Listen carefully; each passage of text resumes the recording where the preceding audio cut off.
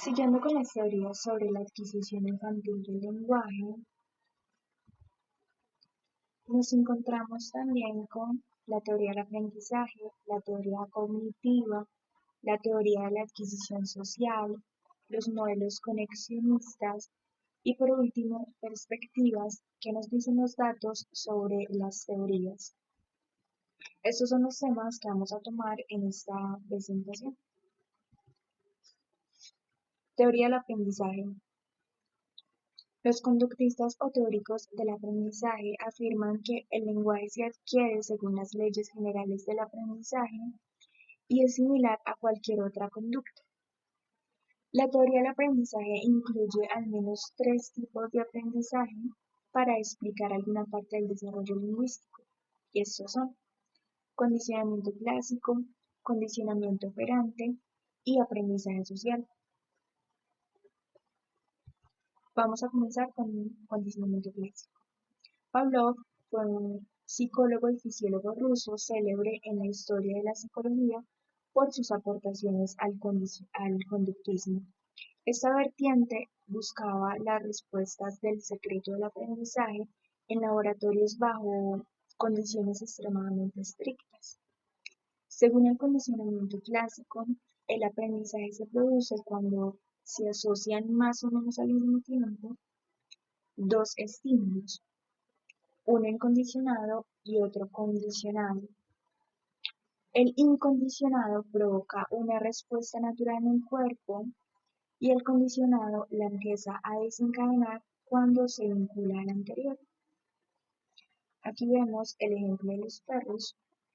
En este experimento se presentaba el alimento a los perros, que sería el estímulo incondicionado, y la respuesta incondicionada era la salivación.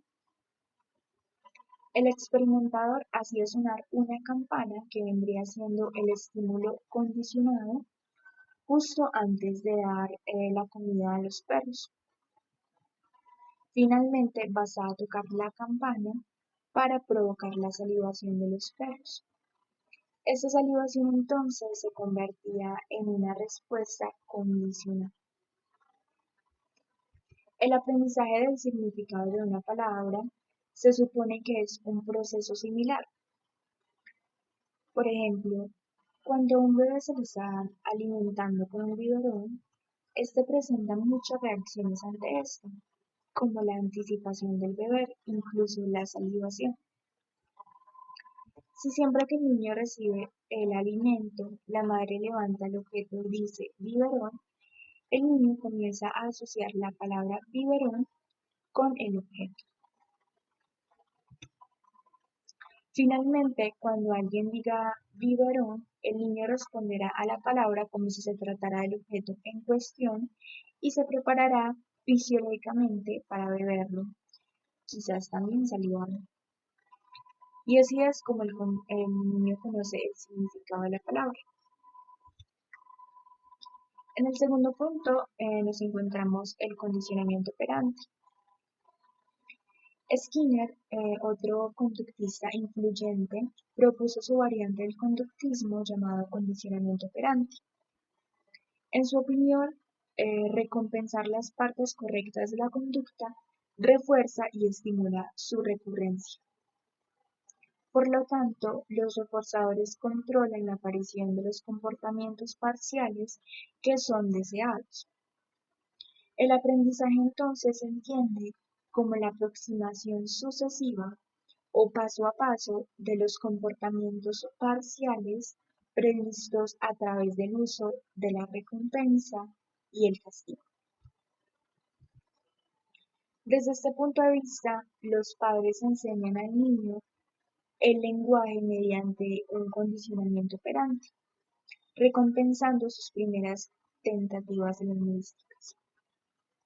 Por ejemplo, en la primera imagen, un bebé que quiere agua puede decir algo como agua y sus padres estarán contentos e incluso reaccionarán con sonrisas y atención reforzantes. En la segunda imagen, ya cuando el niño tiene 3 años más o menos, si el niño dice agua, el padre ya no responderá igual, dirá algo como ¿qué has dicho? No te entiendo. Y responderá favorablemente solo cuando el niño diga la palabra agua. Ya cuando el niño está más grande, en la tercera imagen, y diga solamente la palabra agua, ya no funcionará. Y los padres solo responderán favorablemente cuando el niño diga, ¿me das agua, por favor? Entonces, las primeras emisiones del niño, como vemos, se van moldeando de forma gradual hasta alcanzar una forma adulta. En el tercer punto, nos encontramos con el aprendizaje social. En la teoría del aprendizaje social de Albert Bandura, este se basa en teorías del aprendizaje conductista sobre el condicionamiento clásico y el condicionamiento operante. Sin embargo, esta teoría añade que la conducta es aprendida desde el medio ambiente a través del proceso de aprendizaje por observación. Los niños prestan atención a todas esas personas o modelos y codifican su comportamiento. Posteriormente, ellos pueden imitar la conducta que han observado. En primer lugar, el niño tiene más probabilidades de imitar a aquellas personas que percibe como más semejantes. En consecuencia, es más probable que imite la conducta modelada por personas del mismo sexo.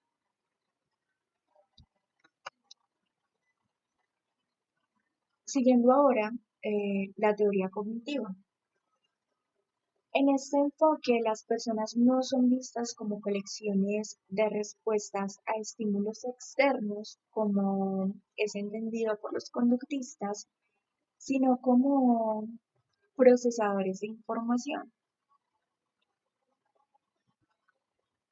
En este sentido, los niños adquieren en primer lugar un conocimiento del mundo y después proyectan un lenguaje sobre la experiencia previa, lo que les permite discernir entre lo previamente aprendido y las nuevas experiencias. Algunos estudios han encontrado paralelismos entre el desarrollo cognitivo y el lingüístico. Los investigadores han tratado de vincular los estadios piagetianos de adquisición con la aparición de capacidades lingüísticas. Piaget, por su parte, afirmaba que los niños tienen un papel activo a la hora de aprender. Para él, las diferentes estructuras mentales van modificándose y combinándose entre ellas a través de la experiencia mediante la adaptación al entorno y la organización de nuestra mente. Estos estadios piagetianos que mencioné antes son el sensoriomotor, el preoperacional, operaciones concretas y operaciones formales. Siguiendo con la teoría de la interacción social, según esta teoría no existe un periodo crítico de tipo biológico para la adquisición del lenguaje y tampoco se contempla un desarrollo del lenguaje simplemente como un aspecto más del desarrollo cognitivo, sino como una faceta de la conducta comunicativa que se desarrolla a través de la interacción con otros seres humanos. De acuerdo con Brunner, el niño necesita dos fuerzas para lograr el aprendizaje del uso del lenguaje. Una de ellas es equivalente al Language Acquisition Device de Chomsky. La otra fuerza sería la presencia de un ambiente de apoyo que facilite el aprendizaje del lenguaje. Brunner denominó a este sistema de apoyo para la adquisición de un lenguaje Language Acquisition Socialization System. Dentro de este sistema sería relevante la presencia del habla infantil o baby talk, que es la forma en la que los padres se comunican con sus hijos pequeños y se caracteriza por su lentitud, brevedad, repetitividad y su simplicidad. El trabajo de Anne Fernald manifiesta que la envoltura prosódica transporta información sobre la aprobación y la desaprobación. Yo pensaba que esto lo hacíamos como algo tonto, pero no. Esta forma de habla tiene una función biológica y lingüística.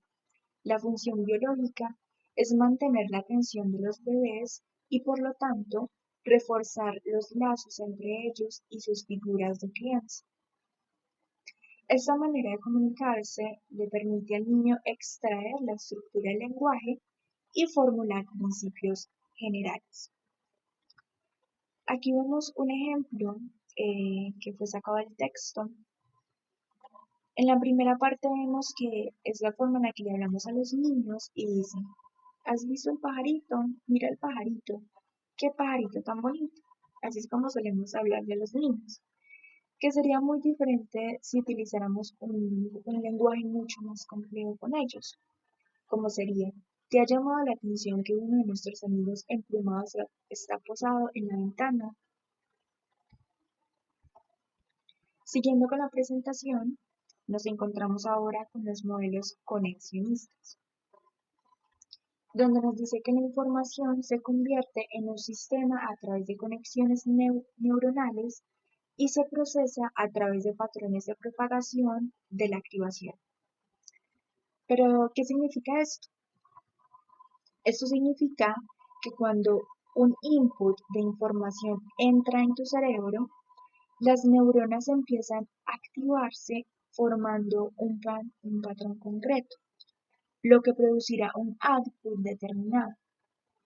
Esto formará unas redes entre las neuronas que procesarán información de una forma rápida y sin necesidad de algoritmos preprogramados.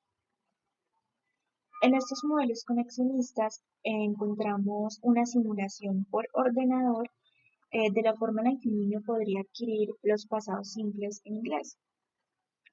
Esta simulación del patrón evolutivo mostrado por los niños fue desarrollado por David Clarence, un psicólogo. Sin embargo, esta explicación no está exenta de críticas. Pinker, un psicólogo experimental, critica que estos modelos trabajan sobre la representación fonológica y no sobre la representación semántica del verbo. Además, destaca que estos modelos no corresponden con la experiencia real de los niños. Estas teorías que acabamos de ver son selectivas, o sea, que cada una de ellas se concentra tan solo en alguno de los fenómenos considerados y tiene pocas cosas que decir al respecto del resto. Tras haber analizado una serie de teorías, también hay una lista de algunas de las principales cuestiones que enfrentan diferentes psicolingüistas investigadores. Algunos de estos permanecen sin respuesta, pero la rápida comprensión que se posee sobre la psicología y sobre la lingüística nos pueden ayudar a sintetizar la información. La primera pregunta, ¿naturaleza o aprendizaje? Claramente la respuesta es un sonoro ambos. Algunas propiedades de la mente humana deben guiar al niño en la adquisición de un complejo sistema conductual. Ahora bien, lo que es el vocabulario y el uso social del lenguaje son evidentemente enseñados. Conviene recalcar que durante la infancia los niños también se desarrollan emocional y socialmente, lo que puede causar cambios en los mecanismos psicológicos que dan pie al lenguaje y posibilitan su desarrollo. La interpretación de estos aspectos sobre el lenguaje infantil varían en función de la postura teórica del investigador. Y es por ello que decidí tomar una pregunta que hay en el texto y explicar su perspectiva de acuerdo a la postura teórica. La pregunta es, ¿cómo podemos interpretar las acciones de un niño que está empezando a hablar cuando señala su juguete favorito en lo alto de una estantería diciendo, quiero muñeca? Según la teoría del aprendizaje, el niño ha sido recompensado en el pasado y reforzado al generar sucesivas aproximaciones a la frase quiero muñeca. Según los teóricos cognitivos, se le considera impulsado a categorizar y nombrar conceptos y comprender la organización de nombres y verbos. Finalmente, según los teóricos de la interacción social, el niño utiliza el lenguaje para obtener y mantener la atención y el afecto de otra persona o para conseguir un objetivo. Siguiendo con las preguntas, la segunda es, ¿continuidad o discontinuidad? Las evidencias se sitúan al lado de la continuidad, sobre todo a lo que se refiere a la progresión infantil de los balbuceos al habla. La tercera pregunta, ¿competencia universal o variación individual? Una gran parte de la investigación se basa en la suposición de que todos los hablantes comparten idénticas representaciones del lenguaje y aspectos compartidos de forma universal. Es evidente que existen restricciones universales y posiblemente innatas sobre lo que puede aprender un niño. Sin embargo, aunque todo el lenguaje estuviera determinado de forma innata, se esperaría encontrar variaciones entre los individuos. La cuarta pregunta, ¿estructura o función? Obviamente se realizan ambos. Los mecanismos gramaticales se pueden activar al escuchar un idioma que no dominan y al mismo tiempo se ven impulsados por las fuerzas sociales y afectivas que los motivan a usar el lenguaje. La quinta pregunta, ¿autonomía o interacción? Este es uno de los enigmas más intrigantes que enfrenta la psicología evolutiva. Los teóricos innatistas creen que la capacidad lingüística es autónoma, mientras que otros la consideran dependiente de factores cognitivos y sociales. Para responder entonces esta pregunta, las teorías tendrían que explicar las disociaciones que pueden darse entre la comprensión que tiene una persona sobre el mundo y la capacidad para generar un lenguaje complejo. La última pregunta, ¿reglas o asociaciones? Parte de los primeros trabajos de los autores que hemos visto en las presentaciones nos dicen que los niños adquieren las reglas. En la actualidad, los modelos recurren a redes neuronales en lugar de principios abstractos. Entonces, para contestar esta pregunta, implicaría conocer no solo la complejidad de los sistemas lingüísticos, sino también de la dotación biológica del niño y las características cognitivas y sociales. Y bueno, eso fue todo sobre la adquisición del lenguaje. Muchas gracias.